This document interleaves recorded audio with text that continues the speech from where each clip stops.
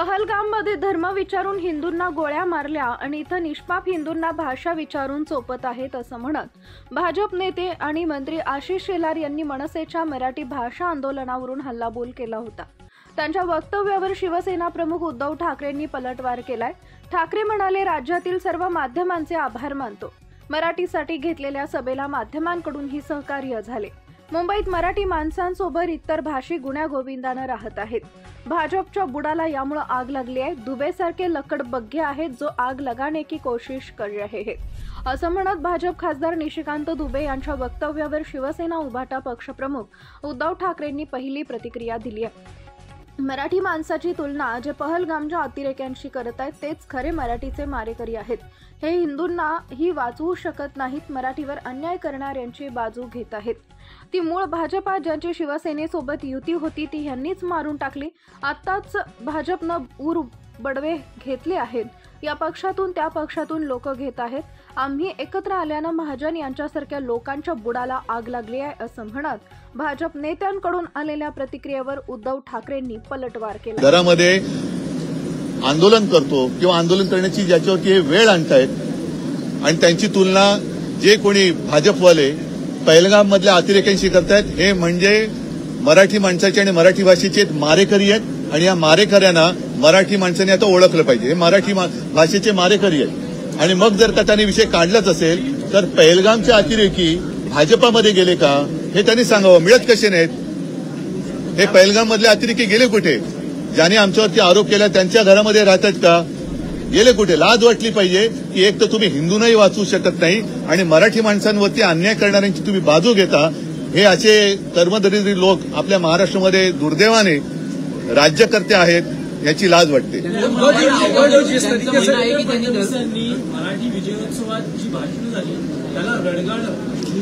नाही, मी त्यांची मानसिकता समजू शकतो कारण मूळ भाजप हा मेलेला आहे, त्याचाच खून या लोकांनी केलाय आणि त्यांचं जे काय रुदाली चालू आहे, रुदाली हा सुद्धा हिंदी शब्द आहे, त्याच्यामुळे ते जे काय ऊर बडवायला त्यांनी बाहेरच्या पक्षातले अगदी आमच्या पक्षातले सुद्धा ऊर बडवे घेतलेत, काँग्रेसचे ऊर बडवे घेतलेत, राष्ट्रवादीतले ऊर सगळे देशभर इतर पक्षातले ऊर बडवे घेतलेत कारण भाजपा मेलाय। मूळ जो भाजपा होता ज्याची शिवसेनेबरोबर युती होती तो भाजपा या लोकांनी मारून टाकला आणि त्याचं दुःख व्यक्त करताना जे ऊर बडवतात ते ऊर बडवायला सुद्धा त्यांची ओरिजिनल माणसं नाहीयेत, त्यांना ती माणसं सुद्धा इतर पक्षातून घ्यावं लागतात। त्याच्यामुळे फडणवीसांची प्रतिक्रिया मी समजू शकतो, पण मराठी माणसाच्या आनंद क्षणाला ज्यांना रुदाली वाटत असेल हे अत्यंत विकृत आणि हिंसक वृत्तीचे माणसं आहेत।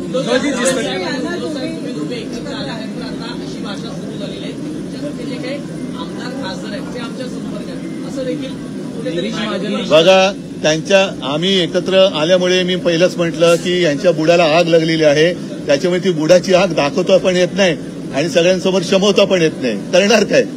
जिस तरीके से आशीष शेलार ये कहते हैं कि पहलगाम का हमला जैसे हुआ था वैसे महाराष्ट्र में हो रहा है।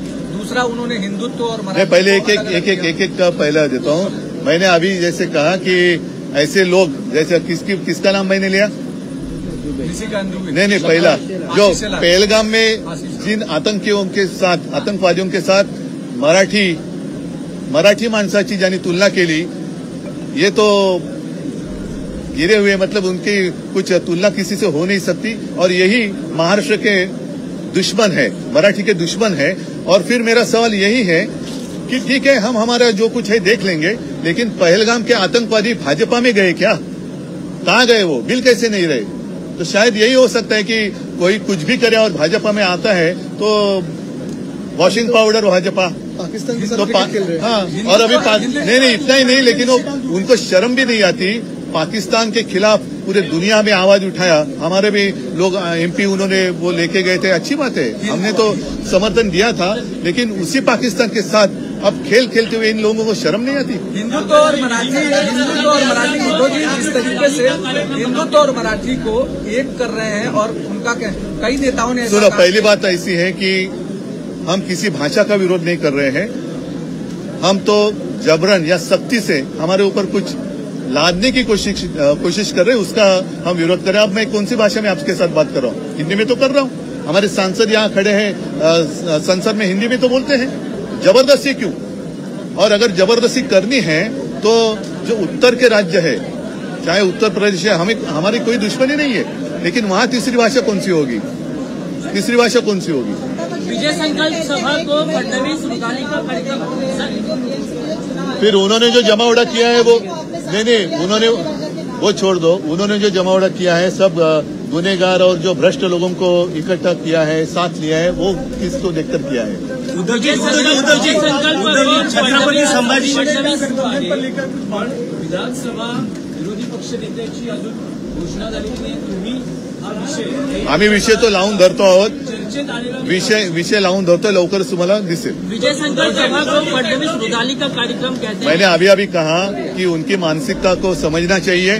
बीजेपी की हत्या जिन लोगों ने की, यही लोग जो है जिन्होंने सत्ता के लिए बीजेपी की हत्या की, अब रुदाली के लिए उनके पास असल जो ओरिजिनल बीजेपी वाले थे वो भी नहीं रहे, तो सारे अन्य पार्टियों से लेकर वो रुदाली कर रहे हैं. तो उनकी मानसिकता को समझना चाहिए. वो रुदाली वही कर रहे हैं क्योंकि भाजपा खत्म हो गया, भाजपा मर गया, तो रुदाली कर रहे. भाजपा तो मर गया. अटल जी और आडवाणी जी का जो भाजपा था वो मर गया है, और उसकी हत्या इन लोगों ने, जो सत्ता पिपासु है, उन लोगों ने की है. उद्धव जी छत्रपती संभाजी महाराज के बारे में एक विधायक ने अपशब्द कहे हैं. बघा, या गोष्टी जिथल्या तिथे यांना ठोकलं पाहिजे. जर छत्रपती संभाजी महाराजांबद्दल, शिवाजी महाराजांबद्दल कोण बोलत असेल, तर तो कोण असेल तो असेल त्याला ठोकलं पाहिजे. ठीक आहे.